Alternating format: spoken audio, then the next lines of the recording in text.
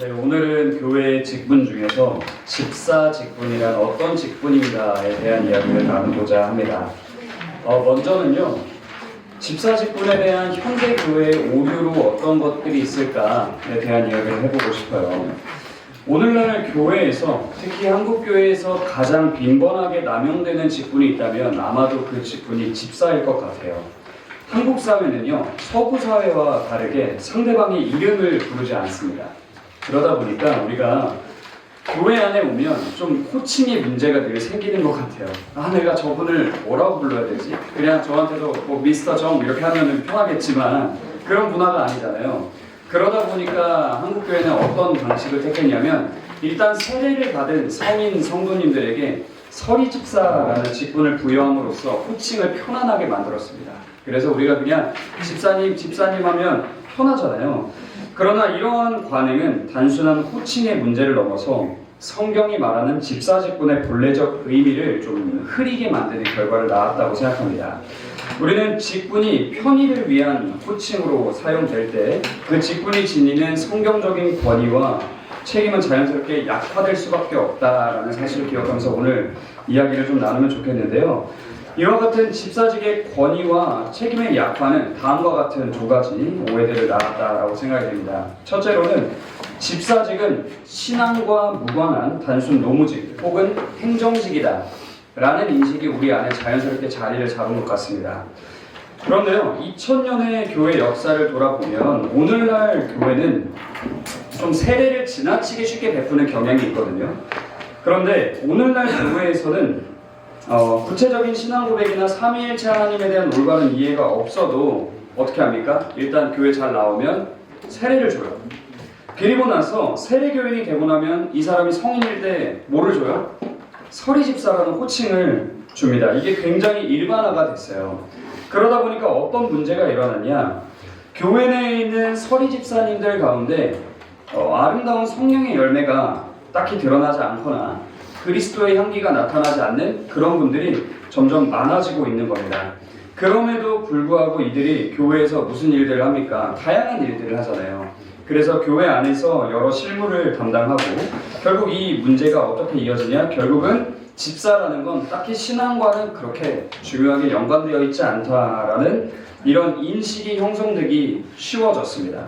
그리고 둘째로 집사직은 교회 내 서열에 따른 명예직이다라는 인식이 자연스럽게 많이 자란 것 같아요. 한국 교회를 보면요, 일단 서리집사가 그 다음 단계가 뭐예요? 안수집사가 돼요. 그리고 안수집사가 뭐가 돼요? 장로가 돼요. 이런 구조를 우리가 좀 자연스럽게 받아들입니다. 그런데 기독교 역사를 볼 때 집사에서 장로가 되고 이런 건 없습니다. 각자 가진 은사에 따라서 어떤 사람은 집사로 부름받고 어떤 사람은 장로로 부름받고 어떤 사람은 목사로 부름받는 거거든요. 그러니까 이게 서열이나 계급이 아니라는 거예요. 성경이 말하는 직분은 절대 계급이 아닙니다.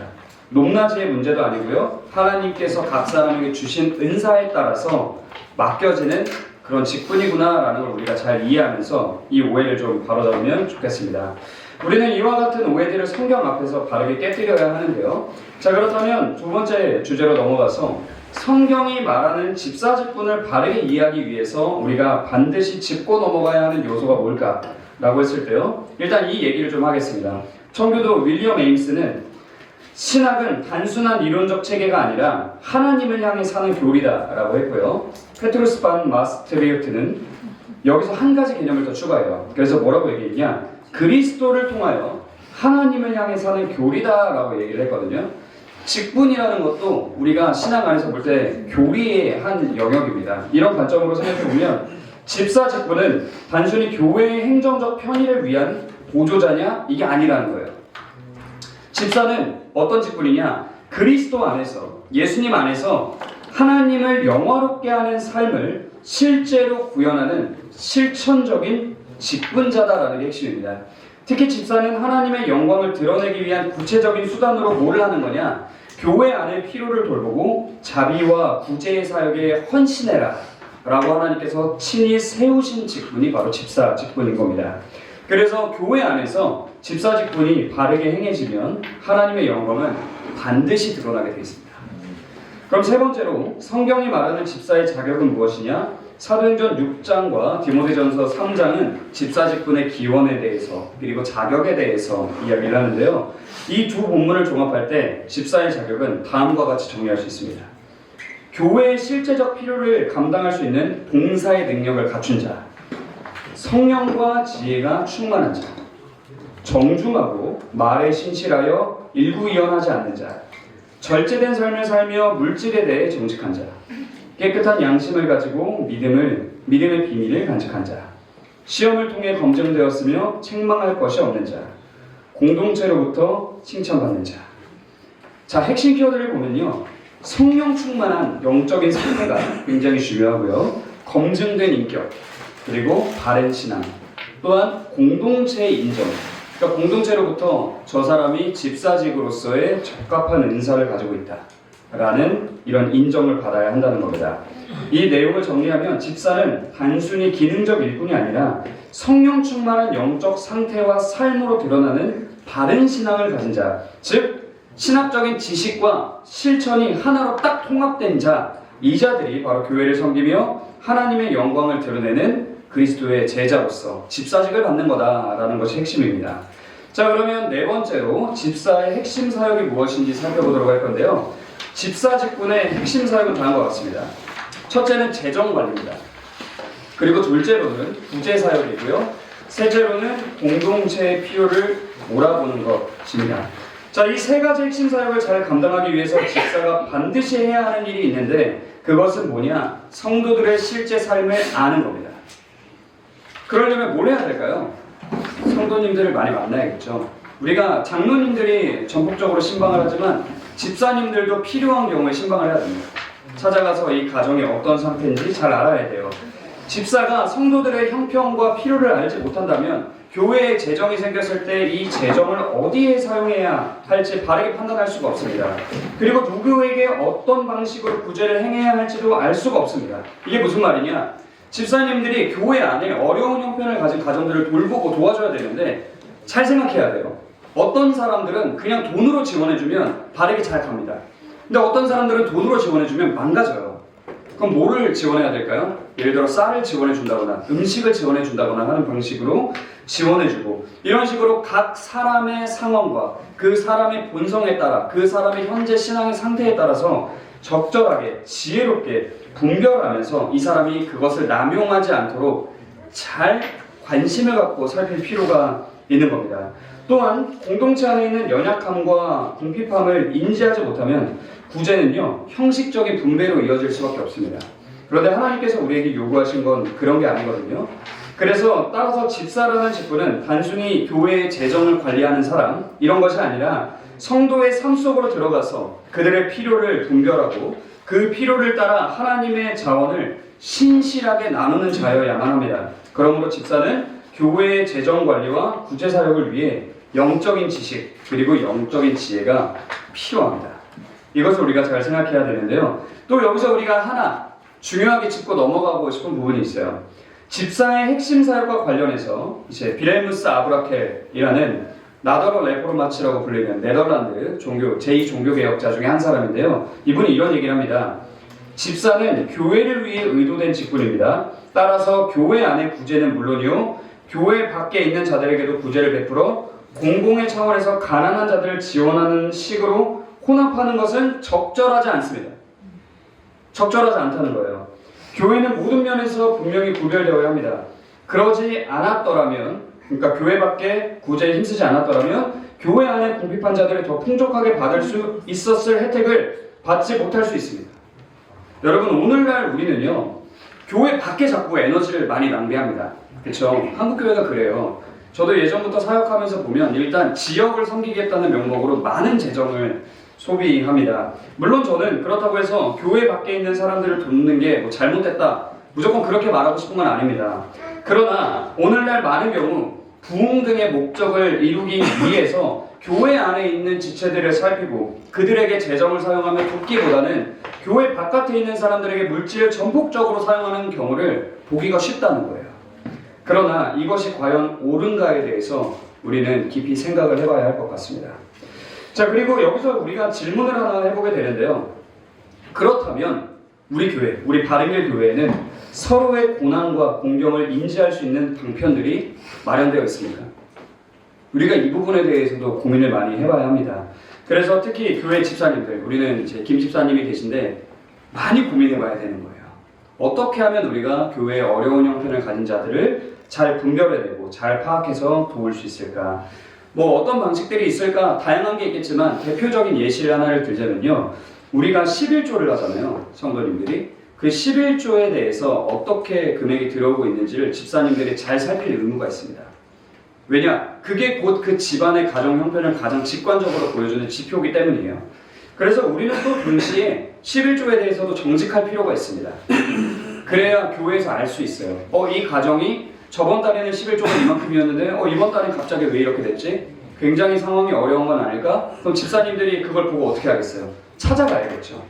그러면서 우리는 구체적으로 교회의 돌봄을 잘 받을 수 있도록 환경을 마련해야 되고 집사님들은 그 일들을 또 잘 감당해내야 합니다. 자, 그럼 마지막 5번째로 교회의 온 성도는 집사라는 직분을 어떻게 바라봐야 하는가 마지막으로 이야기해 보도록 하겠습니다.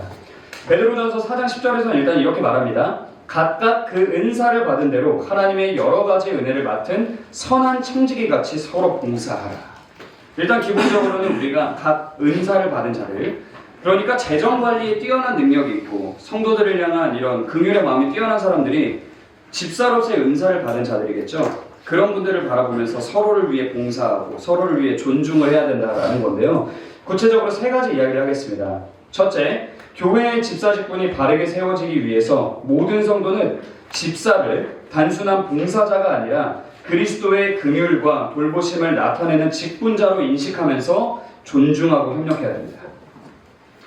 오늘날 서리 집사라는 이름이 너무 많이 사용되다 보니까 우리가 집사의 사역을 가볍게 여기거나 그렇게 생각하기가 쉽지만 그러면 안 됩니다. 그리고 또한 집사라는 존재가 이게 가난하고 어려운 성도들을 돌보고 구제사역을 하고 긍휼을 베푸는 직분이구나 라고 생각한다고 해서 개인적인 부탁을 처리하는 그런 사람으로 생각해서도 안 됩니다.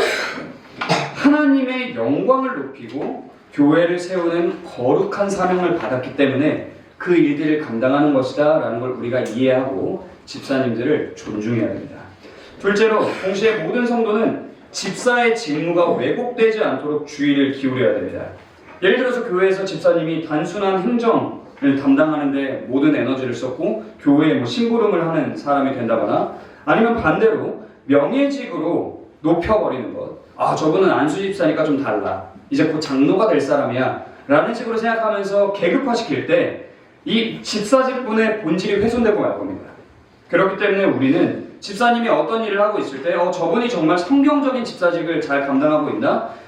우리가 너무 교회에서 불필요한 일들을 저분께 부탁하고 있는 건 아닐까? 혹은 우리가 저분을 너무 과도하게 높이면서 잘못된 인식을 갖고 있는 건 아닐까? 진지하게 돌아보면서 집사님들이 봉사와 구제의 직무에 집중할 수 있도록 우리는 지켜줘야 됩니다. 도와줘야 되는 거예요. 그리고 마지막 셋째로 또한 교회의 성도들은 집사가 자신의 사역을 온전히 감당할 수 있도록 적극적으로 도와야 됩니다. 앞에서도 말했죠. 내가 형편이 어려우면 말해야 됩니다. 부끄러워하면 안 돼요. 어려울 수 있습니다. 근데 우리는 본능적으로 내가 상황이 좀 어려우면 부끄러워요. 말 못합니다. 자존심이 상합니다. 그러나 우리는 교회 안에서 자존심 부리면 안 됩니다. 하나님께서 우리를 그러라고 자녀 삼고 교회라는 아름다운 공동체 안으로 우리를 그러라고 포함시켜 주신 게 아니잖아요. 그렇기 때문에 우리는 적극적으로 도와야 됩니다. 교회 안에 필요가 있으면 그걸 숨기지 않아야 되고요. 또 구제와 돌봄 사역에 적극적으로 나도 참여해야 됩니다. 내가 헌금 낸 거 어디다 쓰는 거야? 이런 게 아니라 우리 집사님이 지혜롭게 잘 하실 수 있도록 내가 잘 도와드려야겠다. 나도 열심히 섬겨야겠다. 그리고 이 일을 통해서 하나님의 영광이 드러날 텐데 내가 이것을 위해서 간절한 마음으로 기도해야겠다. 이런 마음이 우리에게 필요한 겁니다. 이게 바로 우리가 집사님들을 도와주는 거예요. 믿어줘야 됩니다. 그리고 그냥 함부로 세우면 안 되겠죠. 정말 집사직의 은사를 가진 분들을 세우고 그분을 믿고 잘 섬기면서 도와야 된다. 그래서 집사의 사역은 결국 개인의 헌신이 아니라 공동체 전체의 협력 속에서 온전히 이루어지는 것이다 라는 걸 우리가 잘 기억하면 너무나도 좋겠습니다. 사랑하는 여러분, 이제 마무리하려고 하는데요. 오늘날 교회가 집사 직분을 바르게 회복하기 위해서는 단순히 제도를 유지하는 것이 아니라 성경이 말하는 본질로 돌아가야 됩니다. 집사를 쉽게 세우는 관행을 제고해야 해요. 그리고 검증된 신앙과 인격을 가진 자를 세우면서 그들이 재정과 구제의 사역에 집중할 수 있도록 교회 전체가 협력해야 합니다. 정말 감사한 것은 저희 교회가 이 일들을 잘하고 있는 것 같아요. 너무 훌륭한 우리 집사님도 계시고, 또 우리가 이런 부분들에 대해서 각자의 어려움에 대해서도 죄악된 본성에 따라 자존심 부리지 않고 상황에 대해서도 충분히 오픈하고, 그리고 또 집사님의 사역을 잘 돕고 있는 것 같은데요. 이러한 일들이 저는 우리 교회가 앞으로도 잘 유지해 갔으면 좋겠고, 한국 교회가 이런 회복을 맛보게 되면 참 좋겠다라는 생각이 듭니다. 교회는 단지 교리를 말하는 공동체가 아니라 하나님의 사랑과 돌보심이 실제로 드러나는 곳이어야 하거든요. 그렇게 해서 우리가 하나님의 영광을 이 세상에 드러내는 그런 교회가 돼야 할 텐데, 이것이 교회가 존재하는 목적이고 이것을 위해 우리가 있다라는 걸 잘 인지하면서 우리가 하루하루를 살아가면 너무나도 좋겠습니다. 이렇게 우리가 직분에 대해서 4달 동안 살펴봤어요. 그래서 우리가 직분이라는 게 뭐냐라는 얘기를 처음에 했고, 또 목사, 장로, 집사에 대한 이야기를 했는데요. 저와 여러분이 지난 그 모든 순간들을 한번 돌아보면서 지금 내가 가진 직분에 대한 이해는 무엇인가? 성경적인 직분이 회복되는 것을 내가 정말로 갈망하고 있는가? 이런 부분들을 우리가 많이 돌아보고, 또 우리 어린 친구들이 많이 있잖아요. 이 친구들이 교회 안에서 장차 어떤 직분자가 될 수 있을까? 이 아이들이 어떤 은사들을 가지고 있는 아이들인가? 이런 부분에 대해서도 우리가 미리부터 잘 고민해보고 우리의 교회를 미래까지 내다보면서 아름답게 교회를 세워가는 모두가 되었으면 좋겠습니다.